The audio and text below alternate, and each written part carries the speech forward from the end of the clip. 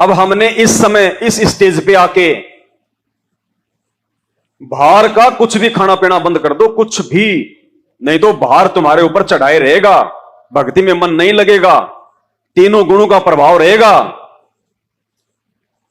बाहर सिर्फ जूस, फल फ्रूट और पानी, इन तीन चीजों के अलावा अगर तुम कोई चीज खाते हो तो तुम उन लोगों के पाप अपने सिर पे ले रहे हो।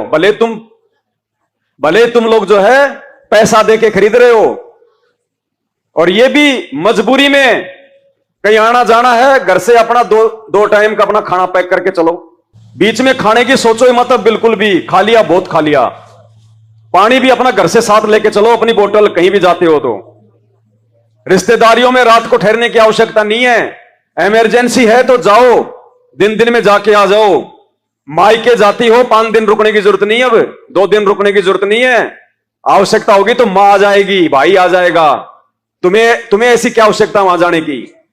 तुम्हें ऐसा क्या लोभ लालच है उनसे? तुम्हें क्या स्वार्थ है? तुम्हें ज्यादा मतलब याद आती है क्या? उनको तुम्हारी याद नहीं आती?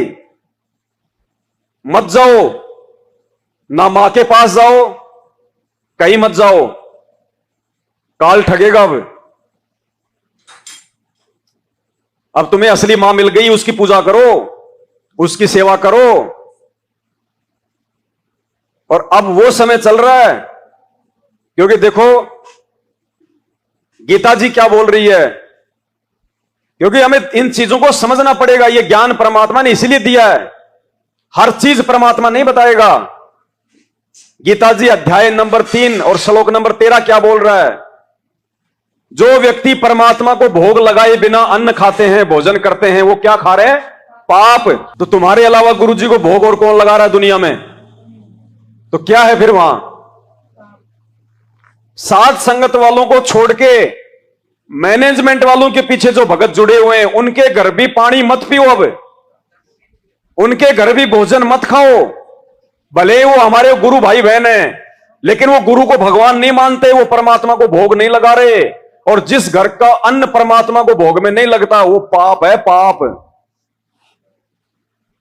तो सतलोक आश्रम मैनेजमेंट हरियाणा वालों के जो भगत हैं, अगर तुम्हारे संपर्क में हैं तो भाई अगर उनके घर पे जाते हो तो पानी भी मत पीना। उनका पानी भी क्या होता है? जगत का पी लोगे बच जाओगे, उन भक्तों का पी लोगे तो तुम मरोगे, क्योंकि वो जानबूझ के सांची तज रहे हैं। जगत बेचारा अनजान है, उनको सब कुछ पता है, उसके बावजूद भी वो गुरु जी को भोग नहीं लगा रहे, परमात्मा नहीं मान रहे हो। और मालिक कहते हैं जानबूझ सांची तजे और करे झूठे से ने, उनकी संगत तो प्रभु सपने में भी ना दे। तो मैनेजमेंट वाले भक्तों का पानी भी मत पियो, पानी भी जहर के समान है तुम्हारे लिए। बाजार में कहीं जाते हो मत खाओ वहां का कुछ भी,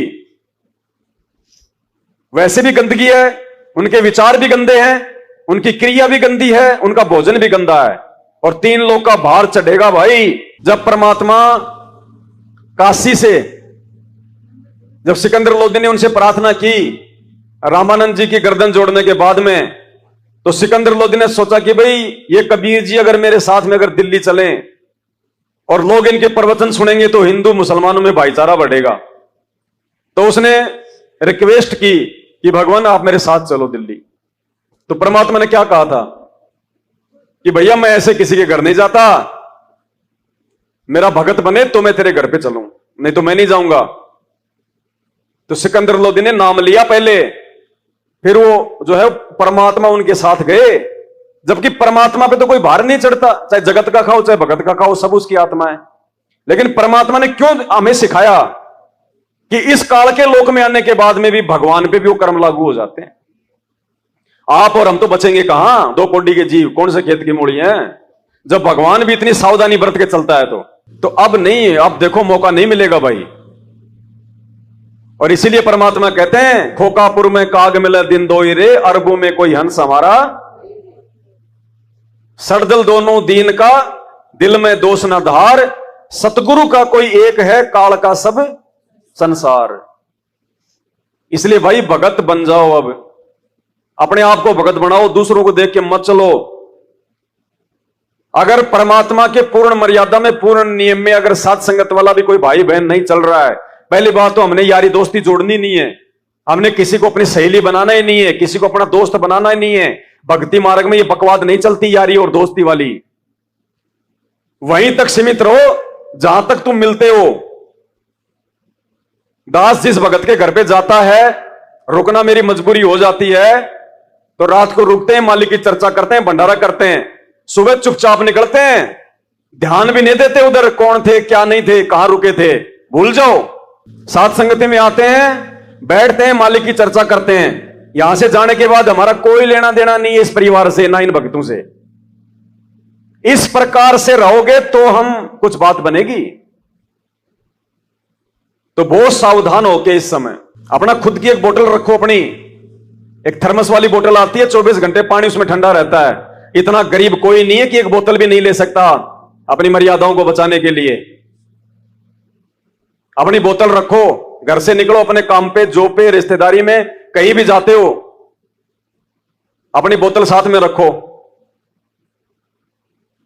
बीच में पानी अगर उसमें हो जाए पूरा, अगर मार्केट में हो 20 रुपए की बोतल लो, उसको अपनी बोतल में डालो और मालिक का भोग लगाओ पहले। छोटी वही अंधेव की आरती कर दो, चाहे मालिक की 1 मिनट वाली, वरना नहीं बच पाओगे भाई। हर प्रकार से काल ठगेगा, ध्यान रखना।